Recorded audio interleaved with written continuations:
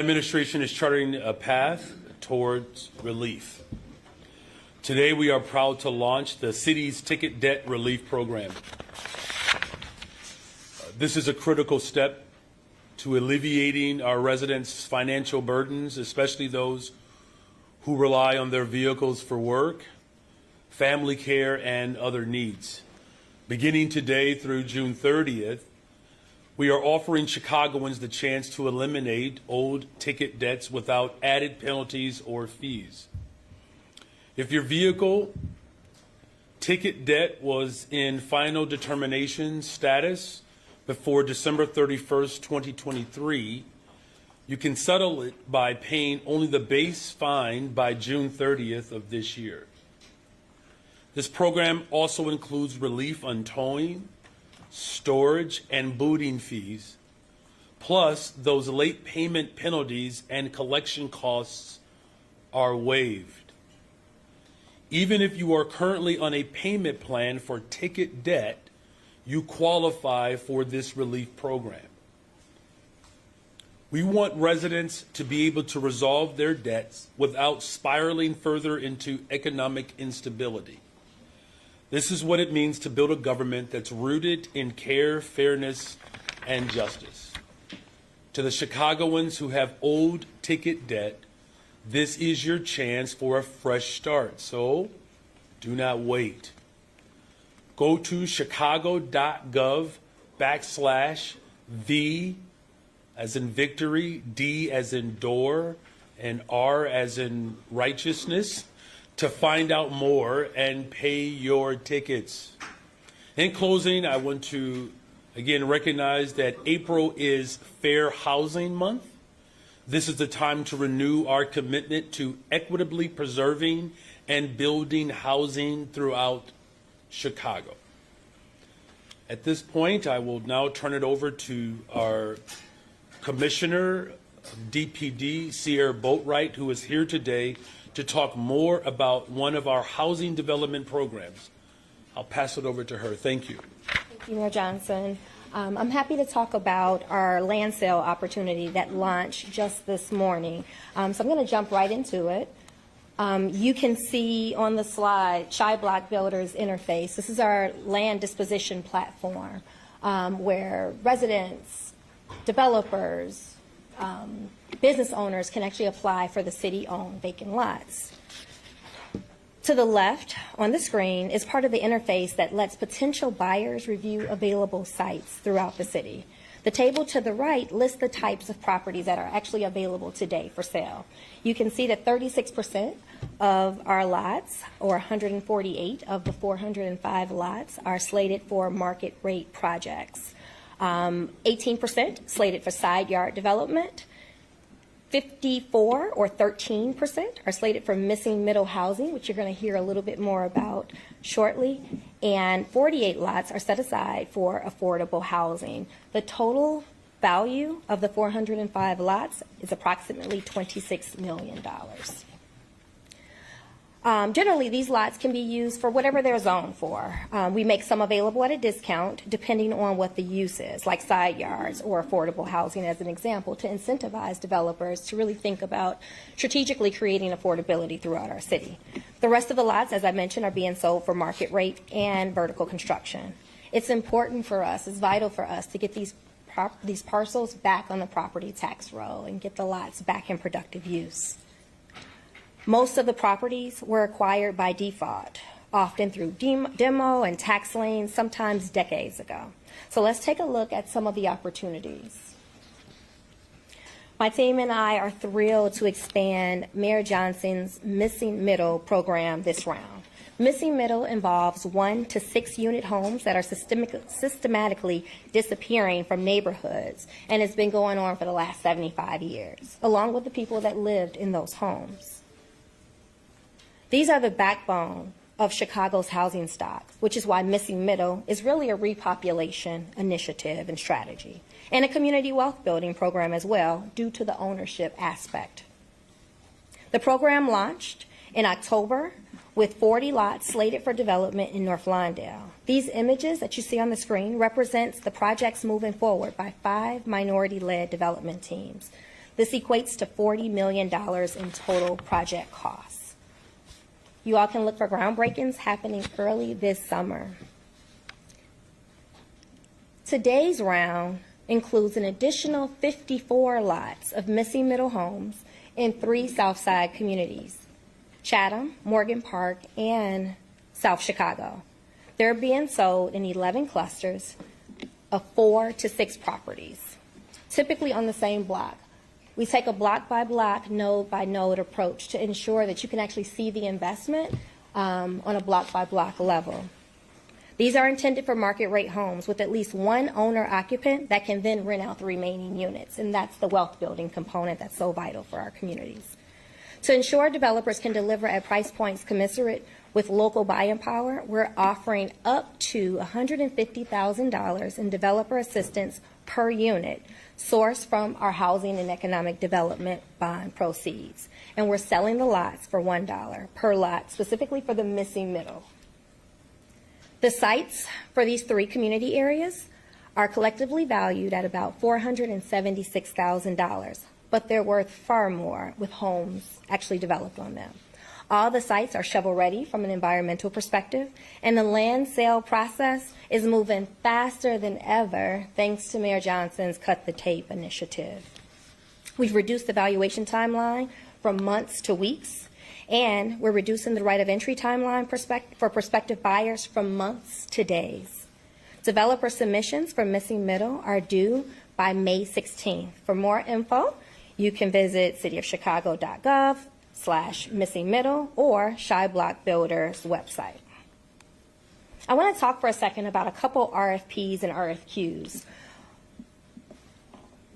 Here's a site at Belmont and Wilton becoming available for private investment for the first time in 20 years. It's valued at approximately $4.26 million.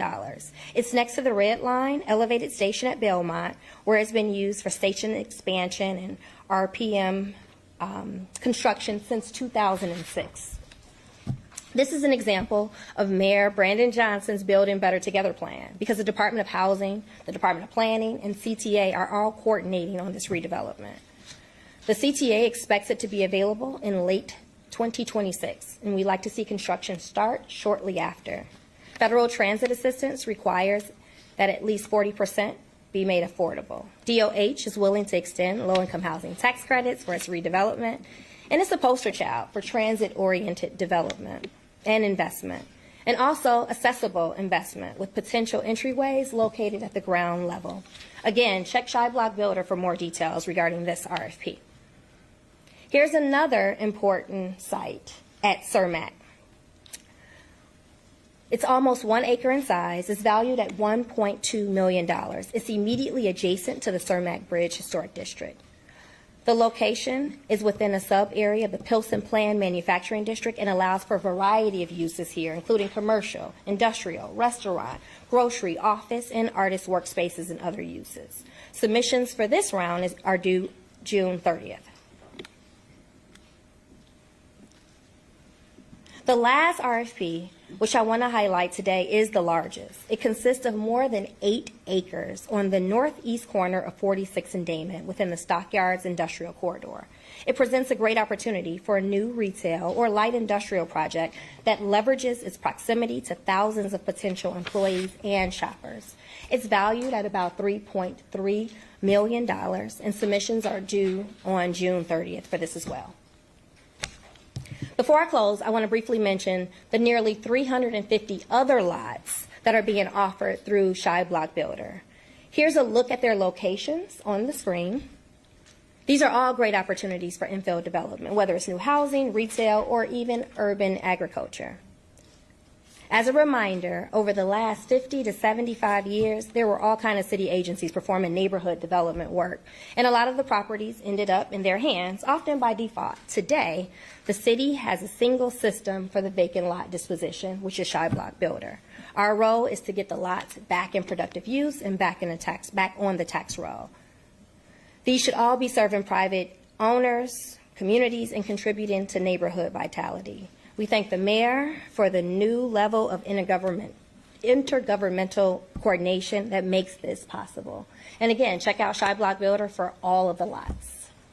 Thank you, Mayor. Thank you, Commissioner Boatwright. We are also joined by my budget director, Annette Guzman, my chief of staff, Tina Pasion-Zayas, and my chief operations officer, John Robertson. And with that, we're open to your questions. Testing. Okay. We have time for one question, one follow-up, and no monologues, just questions. Thank you. Hi, Mayor. Hi, good morning. I want to ask you about the tentative agreement between the Chicago Teachers Union and the Chicago Public Schools. Does that tentative agreement, which of course still has to go to the House of Delegates and the CTU membership, sort of help you transform, as you've said, the Chicago Public School District into a district that will offer every child a well-rounded education? And will it protect veteran teachers? Those two were your sort of top lines for the negotiations. It certainly does. Look, this contract is a reflection of my overall values, as well as what the people of Chicago expect. Increasing our sustainable community schools is very much aligned with creating a school district where there are resources as well as community input on the direction of that particular school. Dyett High School is a great example of a sustainable community school. When you invest in people and when you invest in children, we create champions. Beidler Elementary on the west side of Chicago is another good example of a sustainable community school. And mind you, both of those schools were slated for closure. So this is a complete transformation and a move away from school privatization, layoffs, closures, the so-called turnaround model. And so, yes, this contract does reflect the values that I ran on and what the people of Chicago expected from my administration. And I'm also very proud that there are a couple of things that Richard M. Daley and I do have some alignment around: running successful Democratic National Conventions and avoiding teacher strikes. Changing topics, there's been a renewed call for a teen curfew downtown. You have said that that is not a great idea. Why then does the teen curfew remain in place in Millennium Park that was imposed by former Mayor Lori Lightfoot if curfews aren't the way to protect people downtown? Well, look, I'm not suggesting that there aren't values to having some regulation and some curfews. What I'm saying in this particular instance is that the working to relocate or displace the problem is not how we solve the problem. Of course, we're going to continue to make sure that there are accountability mechanisms in place to keep people safe. But what we also know is that when you are investing in safe spaces for young people, you demonstrate that you can do that without incident. The very next day, I hosted a teen bash at Navy Pier. There were 1,000 young people present, not one incident. So this is proof positive that when we are investing in constructive spaces for our young people, whether it's in Navy Pier or Austin or Roseland or Lakeview, when we do that, we create safe spaces where young people can fulfill their heart's desires and connecting with other people, but also direct them towards, positive interactions. So I'm all about doing what works. And because we have been laser focused and investing in people, particularly our young people, it's not a coincidence that we continue to see violent crime go down in the city of Chicago. If you look at neighborhoods like Austin, where violent crime has gone down in a very dramatic way, it's also the neighborhood that hired the most amount of young people. We're moving in the right direction. Look, you all, it doesn't mean that we're going to perfect and solve every societal ill. It just means that we have to continue to step up in a bold way to ensure that we're doing the things that work. So you won't move to reverse the curfew in Millennium Park this summer? I mean, that's, I haven't really thought much about curfews, to be honest with you. I think I spend more time thinking about how we actually can invest in young people and create more healthy, safe spaces for them to be able to, exercise their heart's desires and do it in a constructive way. Hi, Mayor. Hi. The MEABF payment will be a problem again next year. It's still a problem now, presumably a larger one next year and for the years after that. What is your preferred long-term solution, and is there one that doesn't hurt the city or the district's bottom line? The disentanglement of our school district and their reliance upon the city of Chicago as a means to support the system is something that I've been talking about for years. When we passed the elected representative school board, we were already working with Senator Martwick to work through the disentanglement. So short-term and long-term is to make sure that the independent governing body, the Chicago Public Schools, can stand on its own. And in terms of the short-term, we'll continue to have conversations with board members. Look, the vast majority of the board members actually agree that it is their responsibility. So it's not a debate on whether or not where the overall will is. So I'm going to work with the board members. We're going to work with the General Assembly. My office is going to lean in even more because, look, it's ultimately on my watch to ensure that we create systems that are economically solvent. And I'm bold enough and audacious enough to actually take on that challenge. So again, the vast majority of the board members recognize that securing the pension and retirement for their workers is their responsibility. You saw in our last presentation, pardon me, I don't want to assume if you saw in our last preparation, but when our chief financial officer laid out that the city of Chicago subsidizes or supports our public schools in the tune of $1 billion, there are a host of things that we have to look at as a city and as a independent governing body, Chicago Public Schools, of how we disentangle decades of reliance. We're up for that challenge, though. Do you think there needs to be a change in state law to formally move the responsibility of that payment to Yes. the independent board? Yes, I mean, this is what I'm saying. The disentanglements are real. And in order for this body to behave as an independent structure like every other school district across this state, it is going to require some codification. Can we keep moving just because we have a lot of reporters? Sorry. Thanks. On that payment, like you have few options for the missing revenue for 2024, or more limited options, but the 2025 budget, we're earlier into that year. Are there other options, available options that you have that you could Yes. kind of proactively do now? And would those options, as opposed to when you passed the budget, you rolled out significant layoffs or seeking furloughs, are you reconsidering or feel like you have to reconsider that now? Look, for we've always- 2025. Thank you for that question. Look, we've always worked hard to ensure that we're not laying people off and cutting services. We've been able to effectively do that through responsible budgeting. We do have other options, though. Yeah, and I think the question presumes that we're not working with CPS to solidify the payment for 24 or 25, right? We're still working with CPS and the Board of Education. I think, as the mayor has just rightfully stated, the entanglements are real, but so are the need for us to work collaboratively and cooperatively, not only with the Board of Education, not only with the state of Illinois, but with our city council on the future for how we responsibly disentangle from CPS. As the mayor said, the CFO last time laid out just how reliant CPS is on the city of Chicago for everything from their pension payments to the capital improvements on their buildings. Those entanglements are real. And so I only say that to say we don't want to leave CPS without a partner while also giving them an obligation. And so I think it behooves all parties to work responsibly together to figure out what is the pathway to ensuring that both of our institutions are not only solvent, but that we are helping CPS towards independence. And then shifting topics, I'm going to try to get 3 in 1 here. So there's a special city council meeting on Monday to consider the 35th ward appointment.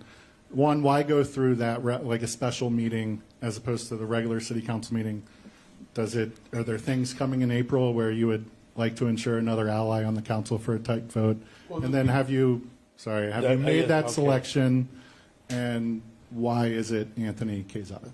Well, I have not made any announcement on who it is, and the government that I am leading in this moment, as you all know, that we don't have a lot of time, quite frankly, with all of the attacks that are coming from the federal government as we push back and stand up to the Trump administration. The Trump administration doesn't want to see the type of affordable housing units that we're putting forward. The Trump administration certainly does not believe in public education. If you look at two of the main things that we're talking about today, we're talking about building more affordable homes. The Trump administration hates that concept and idea, so much so that he's working to defund it.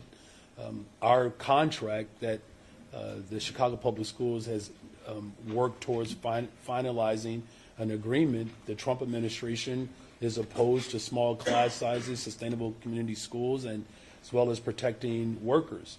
And so the business of government has to move with some expediency because the time is now for us to ensure that working people can afford to live in this city, as well as being able to send their child to a fully funded school.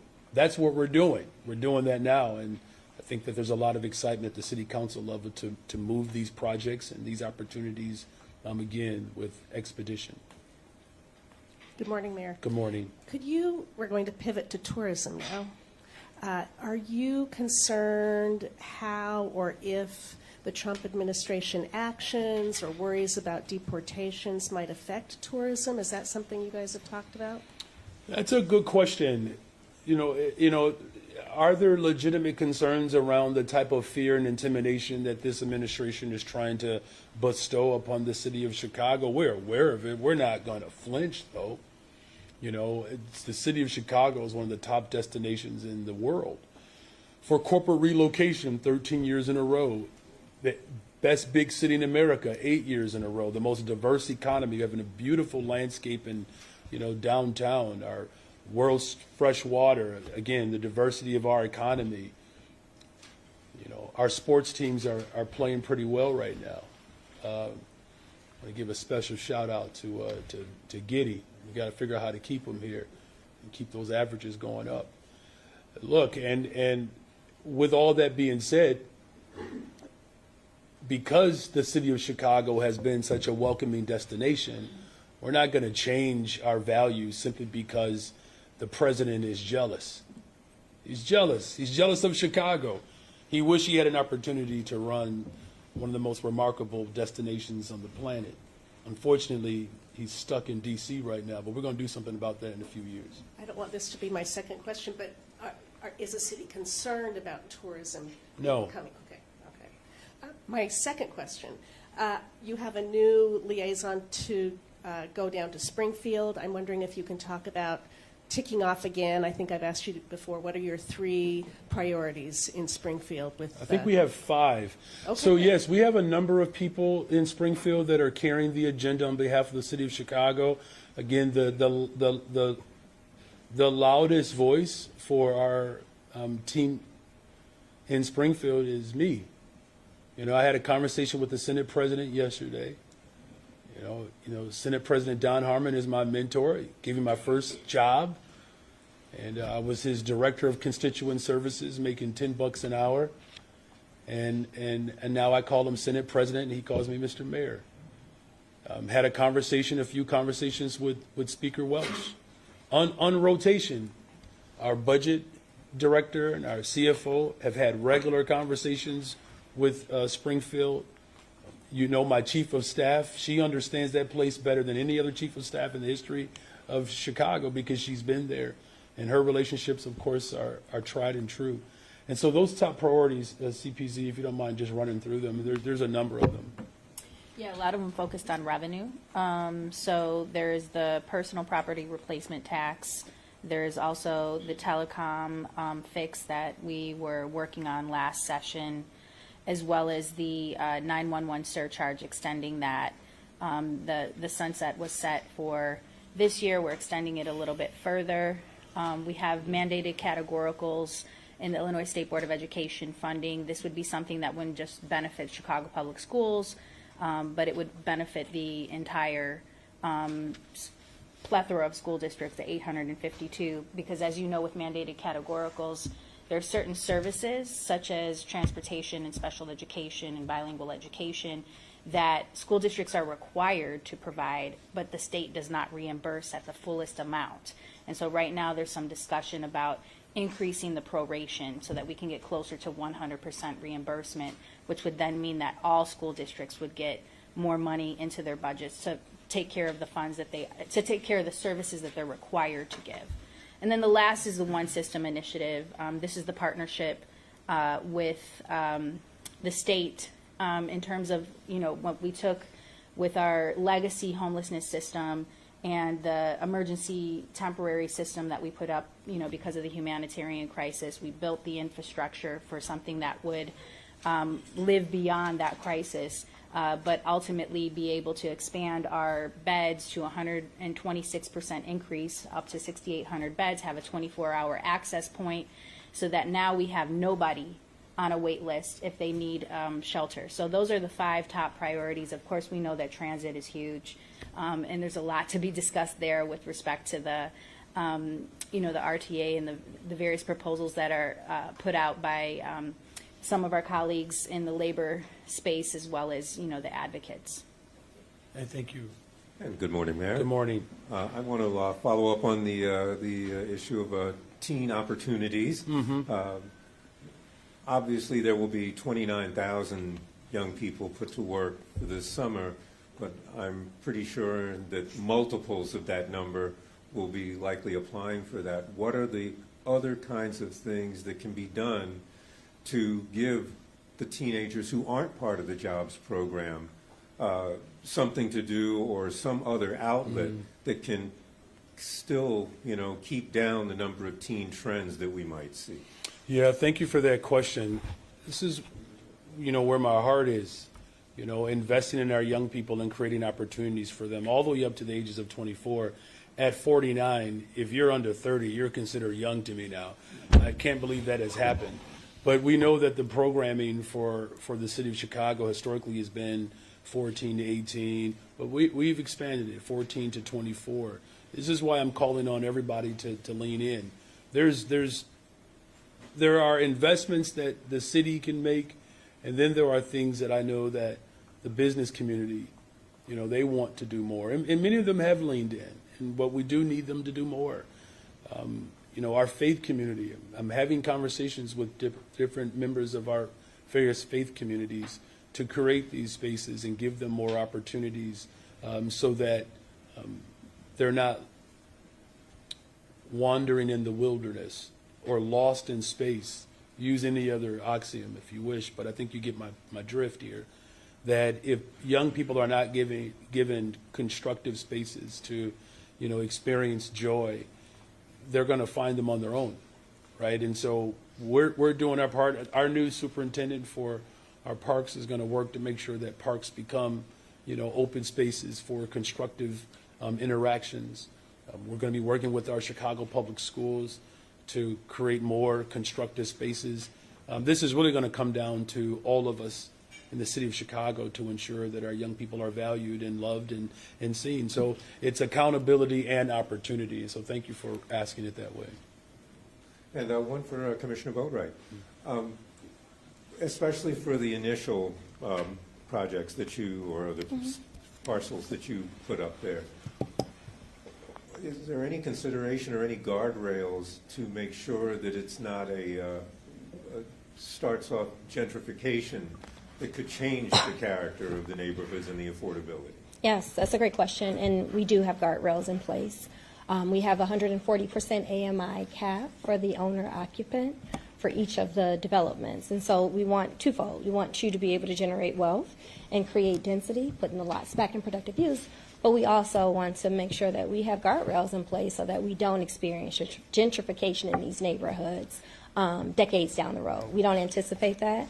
But even without that, we want to make sure that we're being really thoughtful. And so the 140% AMI allows us to have more diverse incomes in the neighborhood, allows us to create more density in the neighborhood, because we're not talking single-family homes, it's single-family up to 6 units, and that creates more naturally occurring affordable housing as well. So absolutely, we want to ward off gentrification across all 77 community areas wherever possible, and this is one lever that we're able to pull with AMI caps.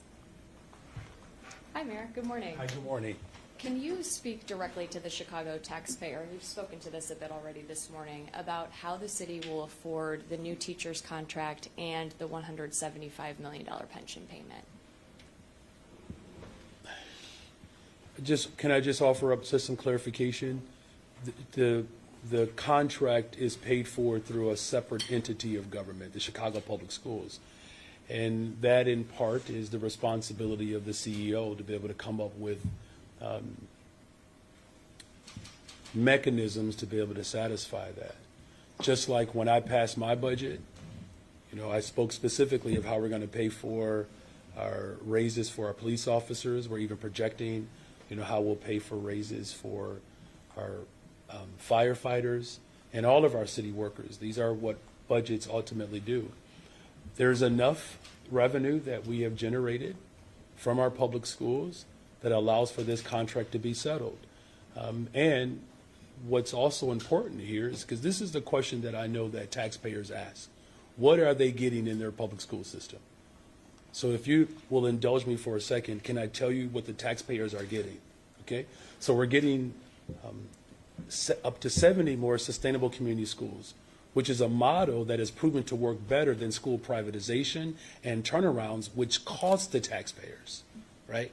We're also reducing class sizes, where there are very clear instructional outcomes that benefit all of the taxpayers when children are in classrooms that are smaller. And I know that personally as a public school teacher. Here's what we're also getting. We're actually protecting experience.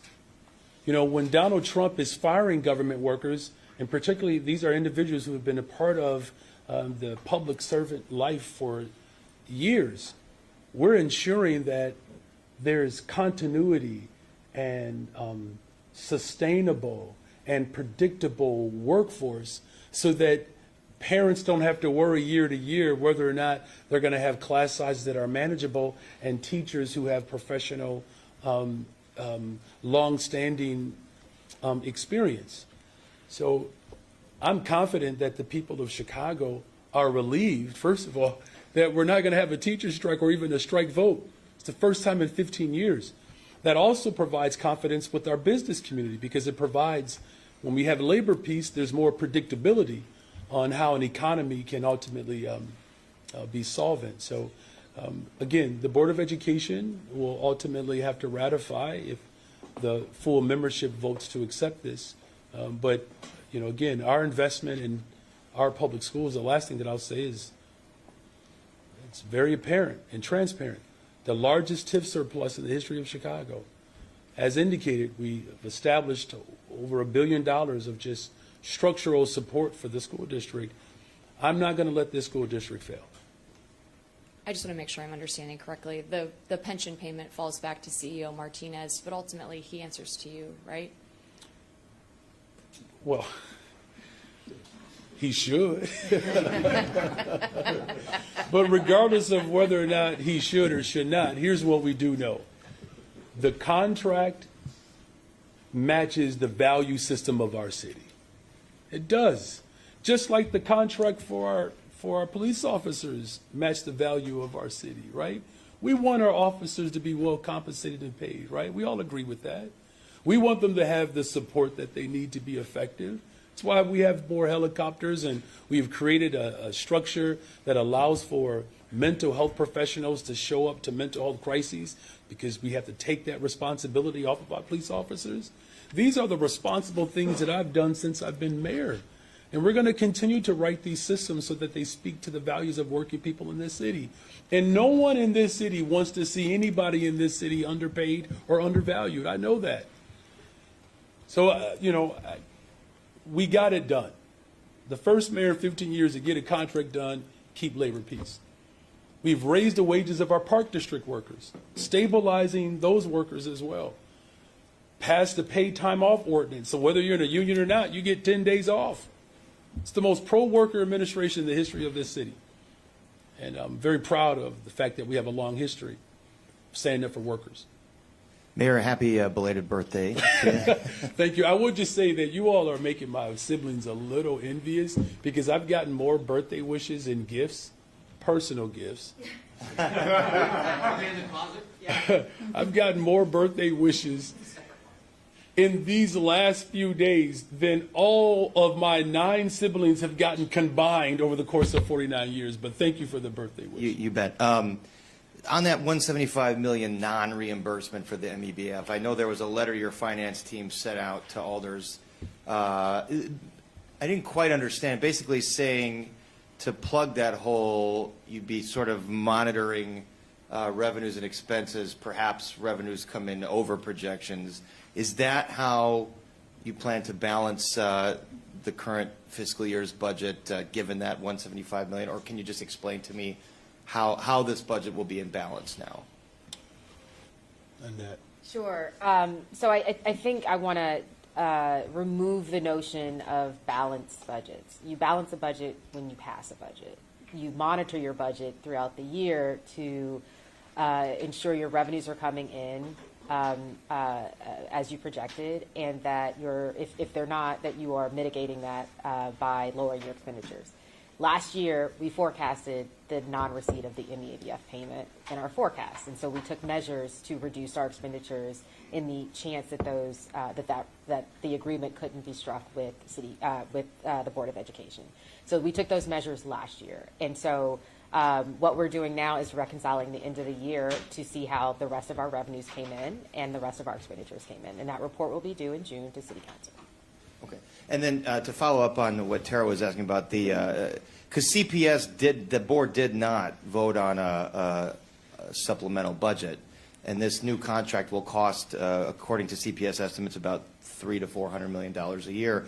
Mayor, is it your recommendation still that the CEO and the board consider new short-term borrowing to be able to pay for this contract? Well, look, if you look at how contracts have matured over time, I believe this contract that our teachers are currently, the one that has expired, I believe that contract was anywhere from $800 to $900 million over the course of that contract. So the gradual maturation of all of our contracts is just on par for what workers deserve, particularly as inflation has gone up.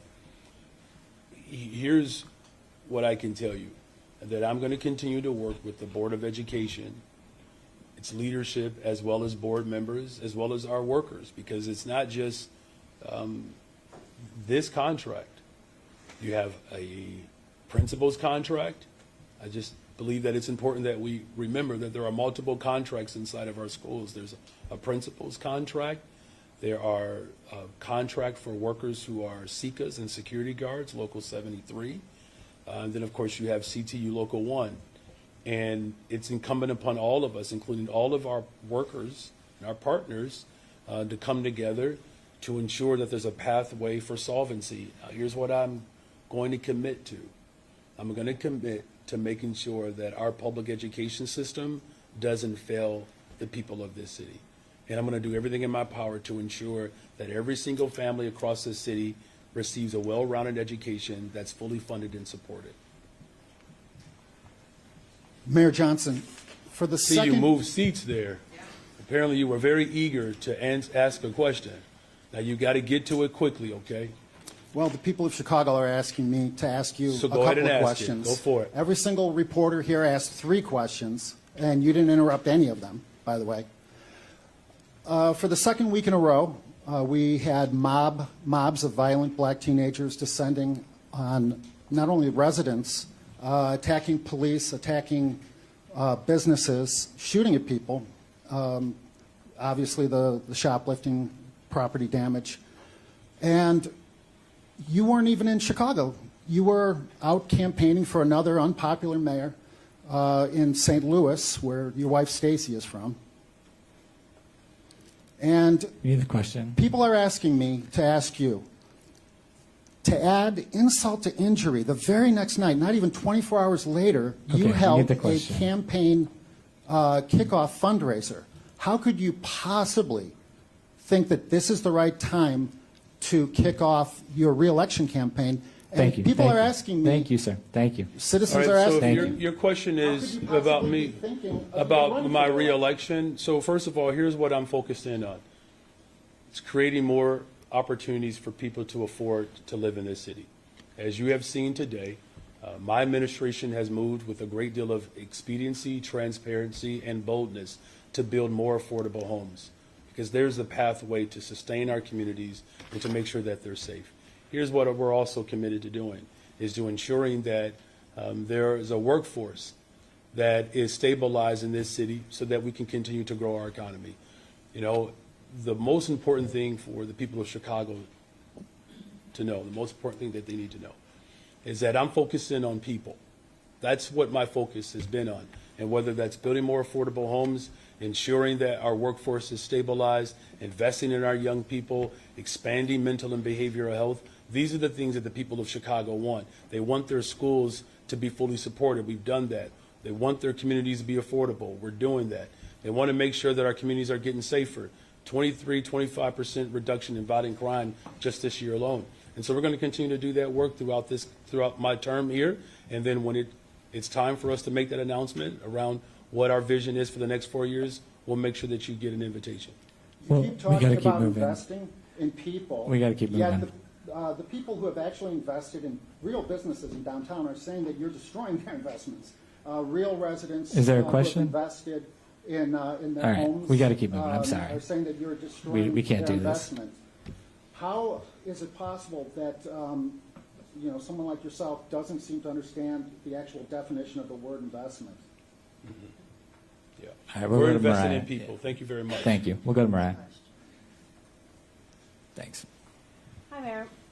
Hi. Can you talk about how the city is exploring options to cope with the $125 million in cuts to the Chicago Department of Public Health? Are there any legal avenues the city is exploring to push back against these funding cuts? Yeah, those cuts are they're harsh, right? The number of people who will be impacted, who rely upon our public health system, it's going to hurt us, right? No doubt. Look, I think it's important, to just note that our work, not just with the city council, but our partnership with county government and the state of Illinois, we'll continue to lean on one another to show up to the best of our ability in the event those cuts actually start to come down. As far as any legal actions, of course, we're going to explore all different legal avenues to ensure that the tax dollars that we send as a city to the federal government, that we get a return on those investments. And what's the status of the 100 positions that are potentially going to be cut? Have you identified those people, notified those people? It's a great question. I don't really start to provoke personnel issues out loud, but, no decision has been made just yet, but go ahead to our budget director. Every single one of those workers is still working. Thank you. Hi, Mayor. Wanted to ask about CPS, but William's question is interesting because I think or statement, there is a question in there. So you had the large gathering of young people in Streeterville, young black men, teenage boys. And so some people see that and they're afraid. Perhaps they shouldn't be, but the reality is they're afraid, and there's a sense that, what's happening, why are young people taking over my neighborhood? Do you worry about the electoral consequences of that sort of happening, and what is the message that, oftentimes these are peaceful, these are just teens that have every right to be downtown gathering, but it still raises concern among some people. Mm-hmm. I would venture to say that most people are concerned when our young people, again, are not in constructive, safe spaces that allow them to be teens. That's why I created a safe space forum. It's not impossible, but it can't just be government. It can't just be government. And this is why we're calling on everyone. The consequence is not about elections. The consequence is about making sure that our young people find their purpose and that people can live in their neighborhoods, without wondering if, their neighborhoods are going to be disrupted in any kind of way. Nobody wants to experience that level of disruption, and we're certainly not tolerating it, and I never have. As someone who is raising a family, I want my sons and my daughter to be able to go to places in this city without being judged. But I also don't want them to be in places where they're going to feel unsafe. And keep this in mind, you all. We had an event that was dedicated to young people at Navy Pier, where 1,000 of them showed up the very next day, and you did not have a single incident. Can we just do ourselves a favor? Let's actually show what a constructive environment looks like so that people know that it's possible. And I get it. I mean, I'm not dismissive of the fact that this did happen. I'm saying that the very next day we actually proved to people that young people can come downtown if they're supported, loved, invested in, have some structure. For too many of our young people, and it doesn't mean that it's the vast majority of them, but for too many of them, they just don't have enough structure. I know that as someone who is taught in our public schools. If you don't have structure, the idle minds start to linger. So what I'm saying is there's proof positive that investing in young people and providing a constructive space for them to be able to hang out, you can do that without incident. When we do not do that, we do raise the risk of our young people, provocating,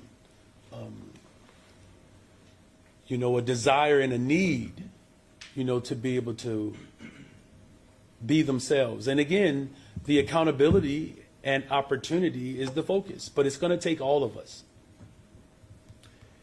Now that the CTU contract is just about done, have you thought at all about recommendations to the Board of Education to reform the district, such as dismantling CPS's central office, maybe taking those thousands of jobs and reinvesting that back into the classroom? And now that it apparently is over, waiting on those final votes, that meeting at City Hall 2 weeks ago Wednesday, what would you like to now tell us about kind of what you said or any role that you played in landing the contract? Well, I said get it done, and they did, and I gave them direction on how to get it done. I guess the one benefit of having been a part of these conversations, I was able to help, CPS leadership and the CTU see how close they really were, and then provided a pathway for them to land what essentially were non-economic issues primarily. As far as the district moving forward, look, there's no secret that, I'm going to do everything in my power to ensure that every single child in this district receives a high-quality education. That's why I'm pleased, particularly around class size and protecting experienced teachers and expanding our sustainable community schools. Something that we didn't talk about enough, but there are provisions and measures within this contract that will help us to address this. Our Chief Operations Officer is here. We've attracted billions of dollars. Our Commissioner Boatwright is here. Billions of dollars into the city of Chicago. The city of Chicago, the difference is we're open for business. We're just not for sale. And 37,000 construction jobs, roughly. And so we're going to begin to move our district towards ensuring that there's access to the trades. A program that we're running right out of City Hall right now is with Streets and Sanitation. You were part of that conversation, and thank you for that coverage around the young people who signed up for a summer opportunity to work in streets and sanitation, and 50 of them stayed on with good union-paying jobs. I believe this year we have 100 signed up for this program. And so our school district, as we move towards STEAM and other areas of interest to make sure we're creating the next layer of workers, that we're going to have a whole bunch of construction jobs available for our people in this city. And the 1901 project on the west side of Chicago, that's a $7 billion investment, as well. So the district is not so much dismantling the district, it's making sure that we structure the district to respond to the growing economy. Charlie? Oh, hey. Hey, Mayor. Sorry, but I want to circle back to the teen issue again. Okay, sure, it's okay. This is an important topic. You don't have to apologize. This is important. The folks over at SOAR sent a letter to your office Yeah. yesterday demanding there be some change.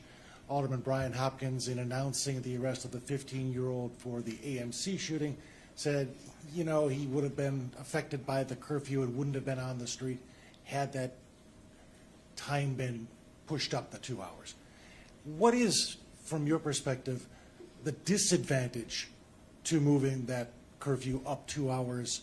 And when we talk about teen gatherings, your event at Navy Pier was lovely and all the kids had a good time. Be careful here. But it was during the daytime. Okay, I just want to make sure. I thank you for being careful there. And Yep. it wasn't at the same time when a lot of these kids are out. So what can we do to address not only the age problem in the area, but also the creation of activities at a time when a lot of kids are on the streets or going to the streets? Well, first of all, we don't want to assume that all of our children are on the streets after 8 o'clock or after 9 o'clock or after 10 o'clock. And we also cannot assume that just because children are hanging out during the daytime that they don't continue to hang out downtown. Many of them did. They did. And it happened without incident. So I don't want to put a disclaimer there. I wouldn't put a disclaimer there, right? And as far as a 15-year-old having a gun, let's just pause for a second.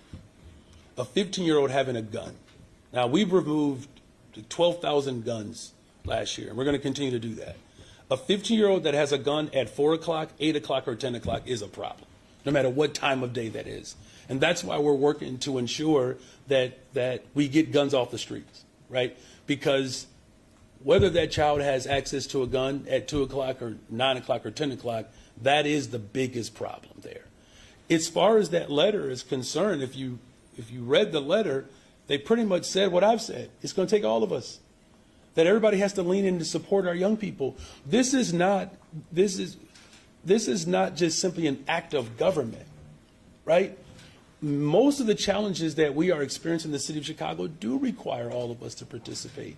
That's why it's imperative that, again, our business community, and many of them have stepped up, putting more dollars towards violence prevention. People are working hard to prevent these type of incidents.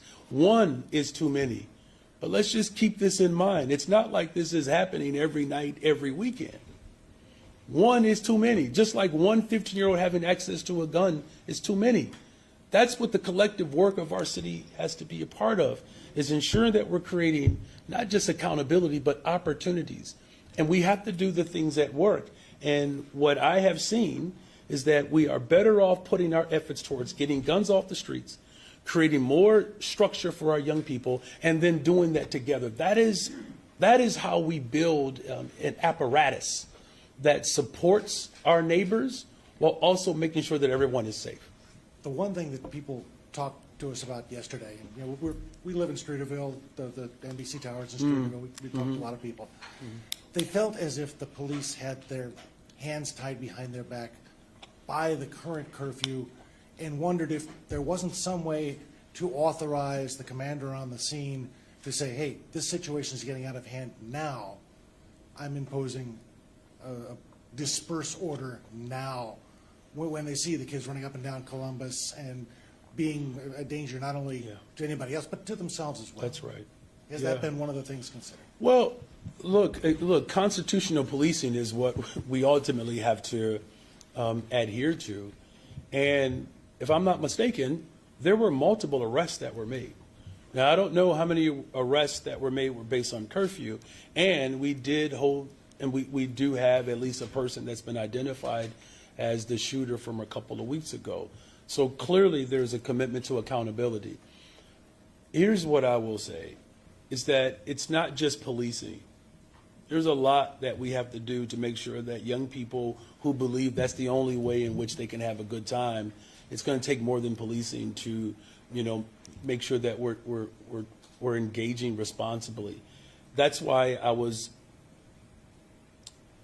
appreciative of the tone of the letter that also said what I've been saying, is that it's going to take more than just government. We have to have support for these young people. We have to have support, for the homes. There has to be a level of accountability even as we create opportunities, and that's what I'm committed to. Yeah, you're welcome. Good morning. Good morning. For the record, 49 is young to me, too, and Craig. Just so you know. Yeah, this is right. So, anyways, back to CPS. I know while a contract was settled without a strike, it took a lot of turmoil to get here. Yeah. Unsuccessful ouster of Pedro Martinez. You had a school board that quit. Was it all worth it for you? Especially in the end, Pedro Martinez is still there, the loan wasn't taken out, and teachers are getting raises that they were offered last summer. Well, look, when you have class sizes that you could not negotiate over in previous contracts, you're actually able to land a deal that lowers class sizes for the health and the benefit of that child, I would say it's worth it. For our veteran teachers that have been, marked with, disparaging, sometimes direct and indirect characterization of a veteran teacher, that we have, secured work experience, I think it's worth it. We had 20 sustainable community schools. That was part of an outbreak of organizing as a response to the expansion of privatization and school turnarounds that laid primarily veteran teachers off, black and brown women. And now we have an opportunity to expand that to now 70. I think it's worth it, right? Because if you think about, diet and as well as Beidler Elementary School, these schools were slated for closure, and the instead of the turnaround model or the privatization model, the closure model, we went to a sustainable community school model, and now those schools are examples, and now 50 more of those type of schools will exist. I think that's worth it.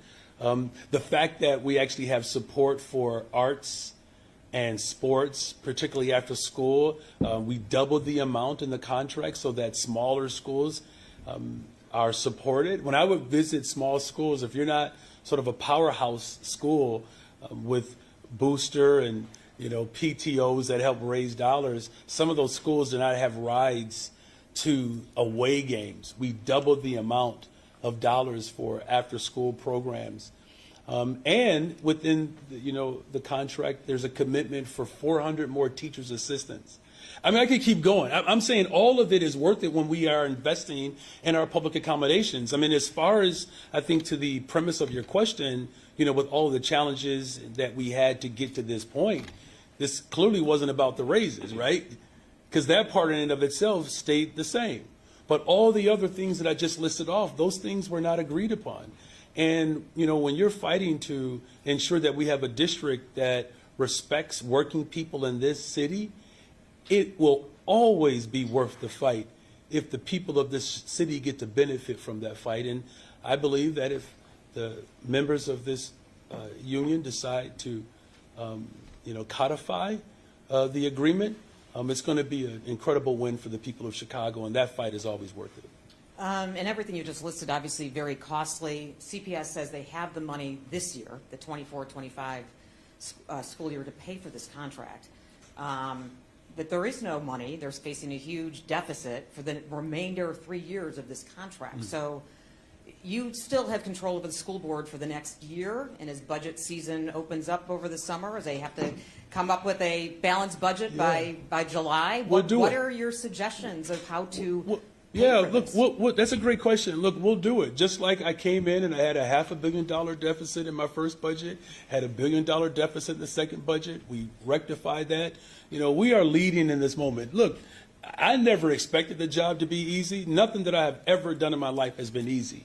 But what I can say is that I put in the work to ensure that we level set in this city without harming working people. Now, all of us are going to have to roll our sleeves up to ensure that we do that with CPS's budget. We're going to, continue to organize and work in Springfield for CTA. I mean, if you think about it, all of the systems that we've inherited up to this point, have these, I guess, fiscal challenges. But we're up for it. I mean, this is Chicago. Remember the last contract? Folks said we didn't have enough money for that as well. And the contract before that, there were some people that believed that I gave police officers too much money. Many people talk about how we may not have enough money to solve, these fiscal challenges, but yet somehow through and through we have figured it out, and we will continue to figure it out because it's so paramount for the people of Chicago that I get it right, and so far I think we've done a good job of getting it right. Thank you for that question. Hey, Mayor. Hey. We saw 2 elected school board members who were endorsed by CTU sign their name onto that 7-member letter against the borrowing plan. Does that signal trouble for the union and your education agenda ahead of the next school board elections? No. Following up on Justin's question earlier, why should Chicagoans believe the process to pick a 35th Ward alderman wasn't a rubber stamp? Every mayor has enjoyed the responsibility of appointing someone that reflects the values of that particular community. I will do the same. Hi, Mayor. Hey. When you say you support working with the Board of Ed on the MEABF, are you saying you support them having another go at a budget amendment vote to reimburse the city, perhaps when they vote on the contract? Yeah, that's a good question. Look, the vast majority of the board supports this effort. Here's what we have to do. We have to work collectively to disentangle particularly the financial reliance on the city of Chicago. That work is going to be ongoing. It's inevitable. Whether it happens now or later, it's inevitable. But yes, I'm going to continue to always work with people. Do you think you have the support for it to happen now, maybe when the next time they vote? Again, the vast majority of the people of the board actually support this. Thank you. This will be the umpteenth question on the teen gathering. Okay, all right. No, I do. I mean, and seriously, I do appreciate the interest here. I mean, this is an important issue for the people of Chicago. So you talked a lot about the need for businesses and churches and whatnot to step up, provide spaces and whatnot. But you've used the word accountability a lot. Where is there need for more accountability for these teens who come down and misbehave, to use a soft term? Yeah, I mean, look, whether they are misbehave or they do something violent, I mean, I think we can name it. Some of the acts were violent. All of them weren't. Accountability comes when, unfortunately for some of these young people, and all of them were not teenagers, by the way, there were several arrests that were made. Several arrests. And, as far as anything beyond an arrest and going through the process of within our legal system, that is a layer of accountability. I believe what I'm offering in this sense, that there are different mechanisms of accountability. I'll give you an example. I didn't need to get arrested when I misbehaved for me to straighten up. I don't know if anybody needs to get arrested. What I'm saying is that there are accountability mechanisms when you have businesses who help support our young people and show themselves to be mentors, show themselves to be parental figures, if you will. That level of accountability is important, right? And this is why activity is so important. I remember when I was a coach at Jenner, where I taught middle school, and there were some players of mine that will get out of line in a different classroom. And you know what some of those teachers would say? Do I need to talk to Mr. Johnson? And some of those players, the vast majority of them, would straighten up. That's accountability, right? And I think the more we create those spaces for our young people, there are other adults in their lives that they are accountable to, and in many instances can incentivize them, walking a more purposeful life. I want to also follow up with the meeting last night in Hyde Park about the shelter. Folks down there really upset after being apparently promised that this was going to be a temporary shelter for the migrants. Now it's turning into a permanent shelter for, legacy homeless or whoever needs it. They're not happy about it. Is there any chance that this is going to change, or are these people just going to have to, deal with it? Well, let me just say the first thing, that I'm very proud of how the city of Chicago has stepped up in our response to homelessness. As my chief of staff indicated, our One System initiative, we created more shelter beds year over year than any other time in the history of Chicago. I believe we increased it by 126%. And so for the first time, likely in the history of Chicago, when people call 311 looking for shelter, there's not a waiting list. I said that I would respond to the housing crisis. I said that I would respond to the homelessness crisis, and we are responding to that. And this One System initiative, where I believe 89% of those who are in shelter are individuals that have historically lived in Chicago or part of who have grown up in Chicago. And then the others are individuals who are part of our shelter system who have come from other places on the planet. But in terms of this process and our commitment to having a community dialogue, that is something that is important. And Tina, if you want to add anything else to it. Yeah, I think what's important to note is that the shelter was originally opened by the state. And, the process that they undertook to inform community, we did not have control over that. We have participated in past community meetings, and we will continue to dialogue with the respective community groups, as well as the local electeds, to move forward and stand in our values. We want to ensure that every Chicagoan that is experiencing housing instability or homelessness has a place where they can lay their head and be on a path to self-sufficiency and self-determination. And we will continue to defend those investments in those specific resources. I guess people in the community are saying, it's like they want you to hear this. They don't want the shelter there. They don't feel this is the right place for a shelter. Is there really dialogue that's going to change the situation, or are you set on this being the spot for that shelter? At this point, that's the location that has been identified by the state, and we are in the process of working with the state to move forward with these particular investments. Good morning, Mayor. It still is. It is still morning. I checked. I wanted to ask about the vehicle debt relief. I don't want to discount at all the benefit of a resident being able to pay off their ticket without late fees, penalties, but what is the city's rationale? How are we able to afford foregoing those penalties and late fees for a time? Thank you. So harken back to, I want to take you back to our budget process. This was actually a part of that. We have about $100 million in vehicle debt that we work to collect. And as time passes, that debt becomes more and more expensive for those who have yet to pay it back. We have payment plans that we offer to people already, but they still have to pay the penalty. And so part of our budget process this year, we forecasted an amount that we could receive from the revenue above and beyond what we would normally get by allowing people who may not pay their debt back in normal course to do so without that penalty. So we've baked in the costs related to this program into this year's budget. Understood. And after June 30th, is there going to be a reevaluation to maybe extend that or expand it to other types of debt that are held by Chicago taxpayers? It's a good question. I mean, I think as we go through this next budget process, all of those type of considerations will be on the table. Are there any specific things that you would like to see potentially?